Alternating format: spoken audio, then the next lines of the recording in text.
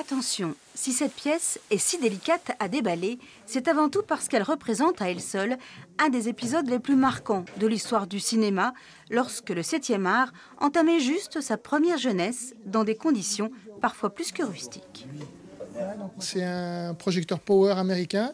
C'est le premier projecteur que les Américains ont amené en France en 1917 dans les tranchées. Ça faisait le cinéma dans les tranchées, à l'arrière du front en fait, pendant les pauses, on va dire, entre deux combats. Vous savez le faire fonctionner? Ah oui, c'est que de la mécanique. Tout ce qu'on amène là, c'est que de la mécanique. Il n'y a pas d'électronique, donc c'est que des manivelles, des engrenages, et on tourne et ça marche. Et des pièces historiques comme celle-ci, les frères Loubeau en ont accumulé plus de 20 000 tout au long des 40 dernières années.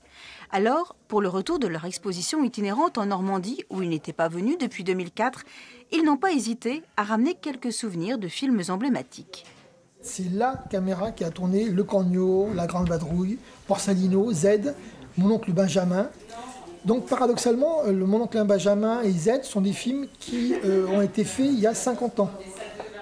Et là, en fait, avec cette exposition, les 30 ans du cinéma de Wassel. Donc, en fait, on a apporté cette caméra pour une sorte de clin d'œil aussi à l'anniversaire de la salle de cinéma.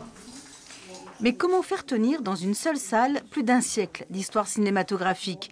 C'est bien le dilemme qui se pose à chaque nouvelle étape de cette exposition. À terme, ce duo de passionnés souhaiterait enfin pouvoir poser leurs valises dans un musée, un lieu entièrement dédié à leur collection unique au monde. On a envie, en fait, de montrer ça aux gens. Le cinéma est français. L'essentiel des pièces jusqu'à la première, et entre les deux guerres mondiales, c'est des marques françaises qui ont disparu à cause des guerres. Il faut que ça reste en France, tout ça.